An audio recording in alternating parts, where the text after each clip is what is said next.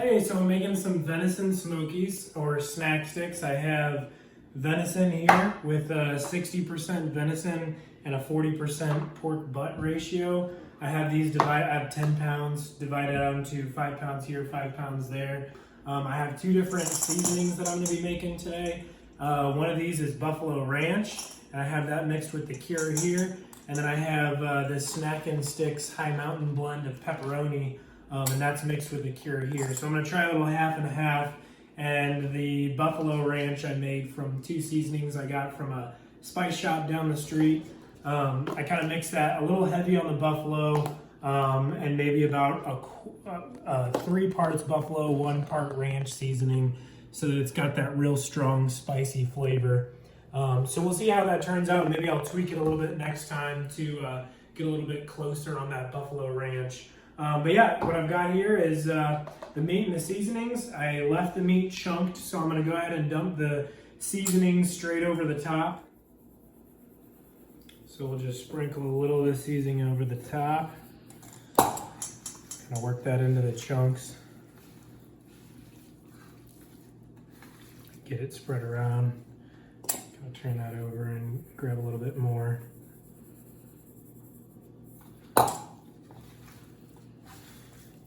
Almost just rubbing the meat down before we run it through the grinder.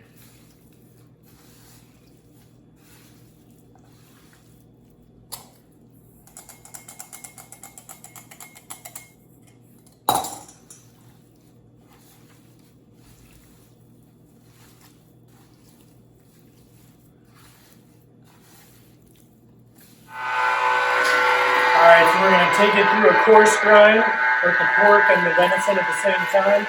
It's all seasoned.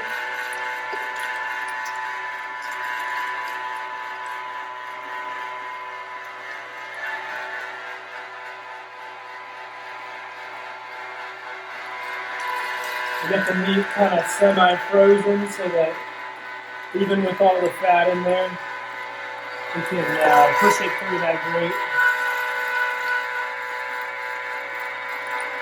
And this thing will eat it almost as fast as I can feed it in.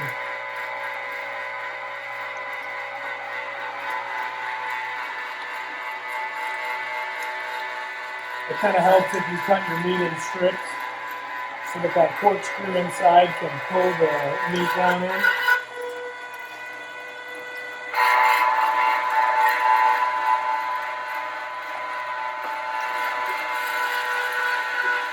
And you can see that seasoning is getting mixed in real well.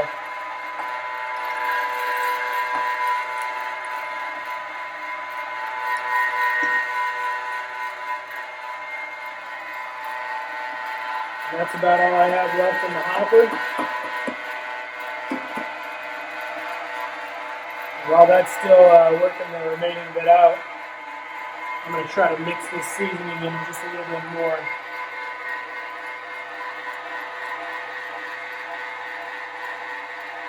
Alright, so I'm on the second fine grind, the third total grind. We did 1 coarse grind, 2 fine grinds. Well, you'll notice the cure that we mixed in before we started grinding has really started to work, and this is a lot thicker. You can hear the grinder as it's chugging through. It's a little hard to work for it to push it through that fine plate. So you'll want to let your grinder run at its pace, and it'll come through, but we kind of want to stay moving since that cure is starting to work.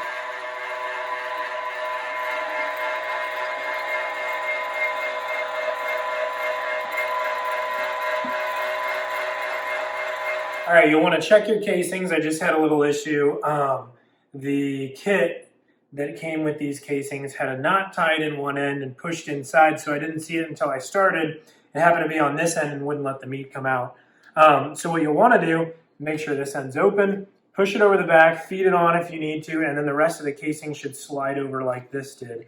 Go ahead and pull a little off the front and loop it around and tie a little knot in it.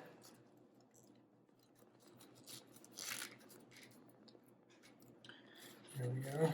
We want to try to keep as much air out of here as possible, which we can always poke holes in it to let a little air out if necessary later.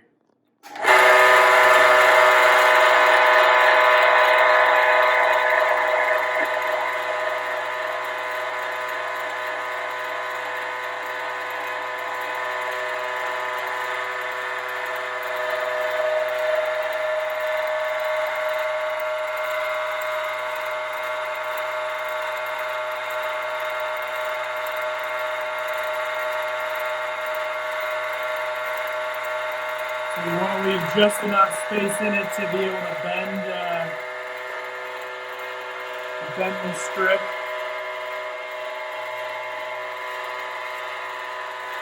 As we smoke the sticks and they dry out, if you fill it too tight, the casings will start to burst.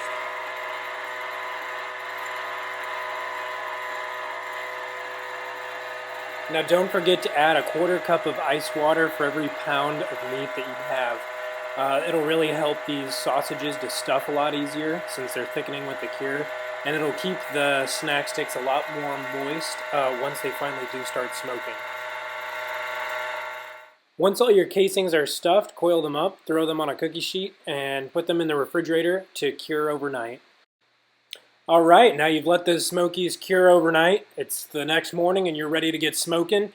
Go ahead and fire your grill up, heat it up to 200 degrees Fahrenheit, and once it's at 200, you'll want to throw those coils of Smokies in. You can see I poked a couple thermometers in the ends of my snack sticks. You may want to use a couple at the further end away from the fire and closer to the fire. You'll want to pull these off as they reach 165 internal temp, so you may have to pull off the ones closer to the fire like I did 15 or 20 minutes before you pull the ones that are further away, just because they take a little longer to cook when it's a little cooler on that far end. You'd be surprised at the temperature difference. So monitor those closely. I used hickory smoke for smoking these, and I would use the same again. You can use almost any wood that you want. I think we accented a little bit of peach at the end, but that hickory is that classic snack stick flavor.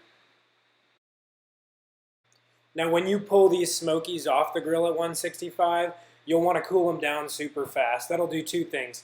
It'll keep them from drying out and overcooking. You want to get that temperature down as fast as possible, and it'll help break down that collagen casing so it's not as tough and rubbery when you're biting into those Smokies. So go ahead and throw them in an ice bath. I just used a bowl of ice and water, and I threw them in there for probably 3, 4, maybe 5 minutes, which was enough to cool them down. And then I threw them out on a cutting board and cut them up into sections. Once you get them cut up, you'll want to throw them in a bag and eat them within 1.5 to 2 weeks if you're keeping them in the fridge. You will want to refrigerate them. They're not shelf safe, but if you do want to keep them longer than that, you can vacuum seal them and throw them in the freezer. If you don't vacuum seal them, they may get freezer burnt and get a little tougher, but you'll want to suck as much air out of those bags as you can and throw them in the freezer where they should last for as long as you want.